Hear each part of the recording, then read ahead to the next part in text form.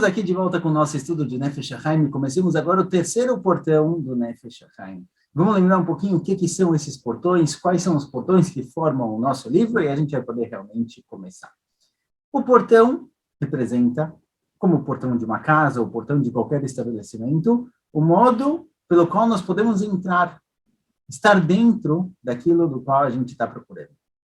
Os portões do Nefesh HaChaim, eles são as portas, o modo como a gente pode tentar começar a entender a essência de determinadas coisas. Geralmente, quando a gente analisa algo, a gente analisa de fora para dentro. A gente, se analisar, por exemplo, um ser humano, a gente consegue ver de fora para dentro. A gente analisa a face, através da face a gente consegue chegar um pouco nas emoções, conhecendo a pessoa um pouco na personalidade, mas é um pouco limitada a nossa capacidade de realmente analisar a essência de um ser humano. O Nefesh HaChaim, nos seus 4 portões, traz para a gente 4 bases da vida judaica, da vida religiosa, e explica para a gente a essência delas. No primeiro portão, o Nefesh HaChaim falou sobre o ser humano, qual é a essência da humanidade. Lá, ele traz para a gente a criação do homem do ponto de vista de Akadosh Baruch Hu. Deus colocou no homem, nas mãos do homem, a Bechira Choshit, o livre-arbítrio, o poder e o controle sobre toda a existência. O que acontece com o mundo depende muito do ser humano. A gente tem uma responsabilidade existencial de decidir qual é o futuro, tanto da humanidade, quanto do mundo de forma geral, mundos físicos e mundos espirituais. A gente falou bastante sobre a formação do ser humano, que ele é formado de Nefesh, Ruach e Neshama, as 3 partes, que é o corpo, os desejos, os pensamentos. Falamos bastante sobre isso no primeiro portão. O segundo portão tratou da Tefilá, da conexão do ser humano com a Kadosh Baruch Hu. A Tefilá, a gente falou bastante do formato da Tefilá, como a Tefilá foi criada, o sentido por trás das palavras, o significado de algumas palavras essenciais e básicas da Tefilá, como a gente encontra nas brachot, Baruch atah Hashem Elokeinu melech haolam, o que significam essas brachot, e o Nefesh HaChaim, nos seus 18 capítulos, explicou para a gente um pouco sobre a Tefilá. Terceiro portão, que a gente vai começar hoje, Bezrat Hashem, pelo menos uma introdução, trata de Deus, a Kadosh Baruch Hu. Quem é ele? O que a gente sabe sobre ele? O Nefesh HaChaim, como ele vem trazendo até agora, ele traz fontes que não são fontes intelectuais, fontes necessariamente com conclusões humanas. As fontes dele são principalmente da Kabbalah, da nossa tradição judaica. Fontes do Zohar, fontes da Gemara. E, através disso, de como a Kadosh Baruch Hu se apresentou para a gente vai poder tentar encontrar, entender um pouquinho da essência divina. Depois a gente vai ter o quarto portão. O quarto portão trata da Torá, a Torá que foi entregue para o povo judeu cumprir, a vontade divina, o que a Kadosh Baruch Hu espera do ser humano. A gente vai tentar entender um pouquinho sobre o estudo de Torá, o significado de tudo isso. Bezrat Hashem. E, lembrando, entre o terceiro e o quarto capítulo, entre o terceiro e o quarto portão, a gente tem 8 capítulos que tratam principalmente das diferenças entre a visão do Nefesh HaChaim e a visão da Hassidut. Quando chegar lá, a gente vai tratar um pouquinho melhor. Então, vamos lá, terceiro portão. Terceiro portão, a gente vai tratar sobre a Kadosh Baruch Hu, sobre Deus, qual é a essência divina. E aqui, a gente tem que fazer isso com muito cuidado. Uma criança pequena, quando ele imagina Deus, ele tem várias formas de imaginar Deus. Nós, quando pequenos, também tínhamos várias formas de vê-lo. Tem uma piadinha, uma historinha famosa que conta, certa vez uma professora pediu para todos os seus alunos fazerem um desenho de qualquer coisa. Ela viu todo mundo desenhando, pintando, fazendo alguma coisa. Uns fizeram casas, carros, bonecas, cada um com a sua ideia. Ela viu que uma das crianças estava realmente concentrada, pensando no que desenhar, mas não tinha desenhado nada ainda. E a professora chega e pergunta para a menina, para a aluna, olha, o que você está fazendo? O que você vai desenhar? E a menina fala, olha, eu vou fazer um desenho de Deus, eu vou fazer um retrato de Akadosh Baruch Hu. E a professora fala, olha, mas ninguém sabe como Deus se parece, ninguém viu ele, ninguém falou com ele, como você vai fazer um desenho? Ela fala, olha, não se preocupa, daqui 5 minutos todo mundo vai saber. Crianças pequenas podem realmente tentar imaginar Deus de alguma forma específica. Mas quando a gente vai amadurecendo, a gente começa a entender que Deus, ele não tem um corpo, certo? Como o Rambam já trouxe essa ideia para o mundo, mesmo que na época dele teve uma certa discussão, de lá para frente foi algo consensual entre todo o povo judeu, de que Deus não tem corpo, ele não tem uma forma, ele não tem um corpo específico, ele é uma entidade que funciona em algum nível diferente, algum status diferente.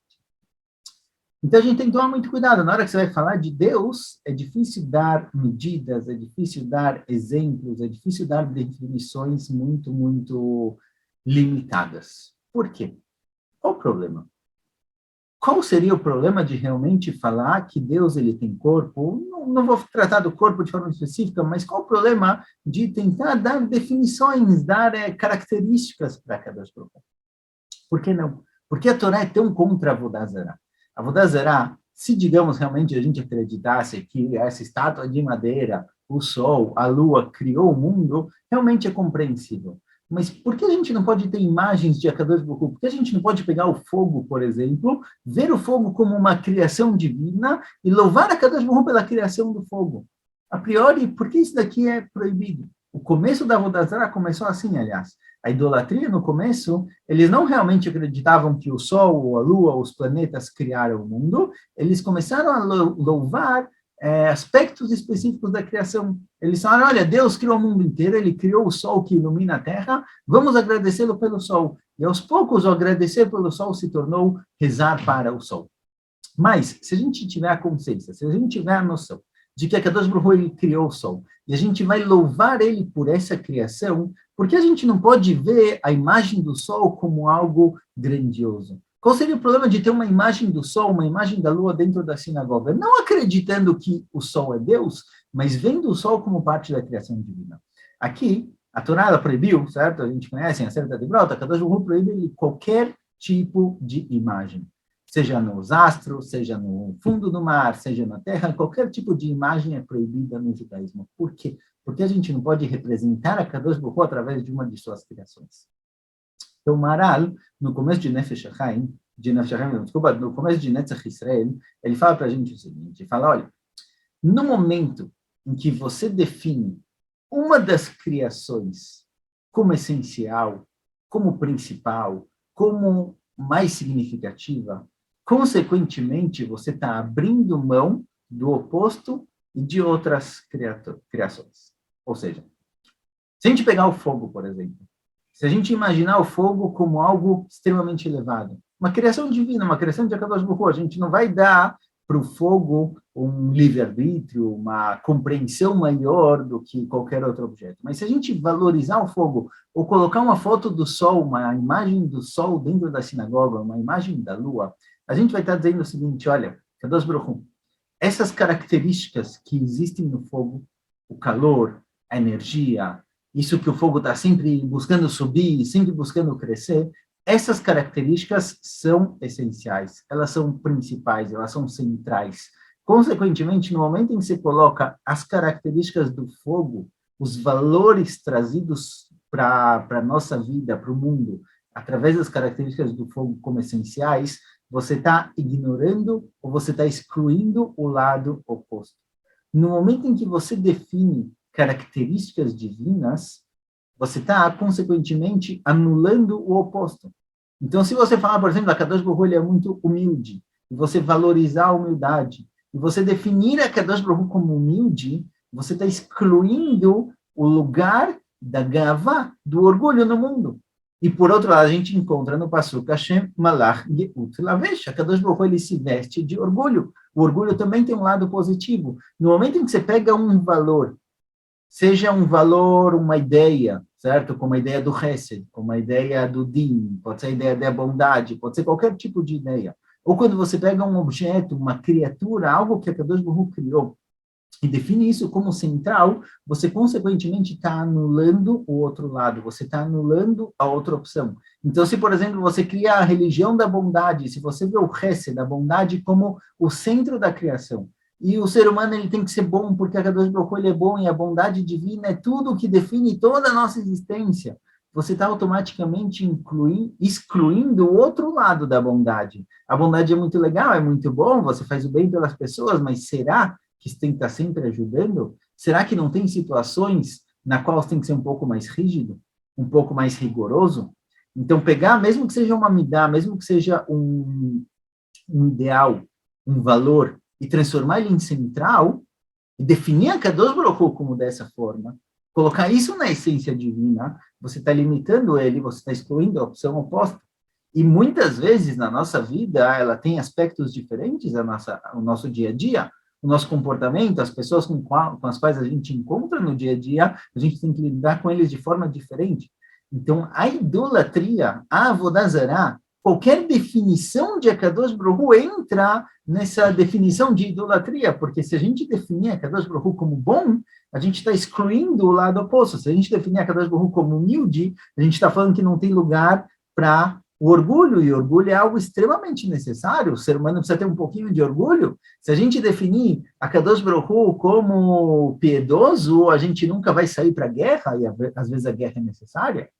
Talvez não é boa, talvez a gente não gostaria que acontecesse a guerra, mas a guerra às vezes é necessária. Ou seja, o ser humano que ele se encontra num mundo tão diversificado, ele tem que estar livre para usar todas as forças, todas as kohot que existem dentro da Nefesh. Por isso, se a gente definisse Deus de uma maneira específica, pega a melhor das midot, a melhor das virtudes, o melhor dos valores, e coloca Deus dentro disso, a gente está limitando ele, consequentemente, a gente está limitando a nossa definição de certo e errado na religião, consequentemente, a gente está limitando o nosso comportamento. Por isso, é extremamente complicado definir Deus. Por isso, toda definição que a gente vai trazer daqui para frente, tem que saber que essa definição é limitada. Essa definição é apenas um aspecto de Akadosh Baruch Hu. Por isso, Nefesh Haim fala para a gente, já no primeiro capítulo, a gente ainda não vai tratar do que ele fala no primeiro capítulo, mas o Nefesh Haim fala, olha, quando você vai falar de Akadosh Baruch Hu, tem que fazer com cuidado. Isso daqui ele vai repetir algumas vezes durante esse nosso portão. Tudo que você vai falar de Deus tem que falar com cuidado, porque sempre que você definir ele, você está consequentemente limitando ele, aí você está causando aqui possivelmente um problema. Pode ser que se nesse primeiro momento a gente fala, olha, Deus ele é bondoso, ele quer a paz mundial, e a paz é algo de bom. Se você quiser definir a Kadosh Baruch Hu com o melhor dos valores, o que você vai fazer numa situação em que a paz não é opção? Será que você vai estar disposto a abrir mão de tudo pela paz? Será que o valor da paz é maior do que qualquer outro valor? Será que em nenhuma situação tem que ser usada violência, guerra, rigidez? Não sei. Algo a se pensar? Talvez sim, talvez não. Talvez existe um valor que é acima de todos os outros valores? É uma pergunta. Por isso, na hora que a gente vai tratar de Akadosh Baruch Hu, tratar de Deus, tem que tomar cuidado. Tem que saber que tudo que a gente fala, qualquer definição que a gente dê, é uma definição limitada. Porque a nossa função no mundo, a ideia da Torá, a ideia das mitzvot, a ideia do judaísmo, é que a gente personifique no nosso comportamento a imagem divina, as vontades divinas, os valores divinos. Então, se a gente limitasse a Kadosh Baruch Hu a valores específicos, então nossa vida também seria limitada. Isso aqui não está correto. Isso significaria que parte da criação é errada? Isso não pode ser. Por isso, quando a gente for definir aqui para frente, a gente der características para Kadosh Baruch Hu, tentar definir ele de alguma forma, tem que saber que tudo isso é limitado e sempre o oposto também é possível, dependendo da situação. Isso é o que faz com que o nosso mundo seja realmente tão diversificado. Então, mas em breve a gente começa realmente o primeiro capítulo, tentando entender um dos nomes que a gente encontra em Hazal, nos nossos sábios para Kadosh Baruch Hu, que é o nome Makom. A Kadosh Baruch Hu ele é chamado de lugar. Por quê? Lugar é algo que não tem uma definição específica. Por que a Kadosh Baruch Hu é chamado de lugar? O que esse nome divino representa? Qual aspecto da divindade esse nome vem trazer para a gente? Qual ideia tem por trás disso? Em breve começamos. Até mais. Tchau, tchau.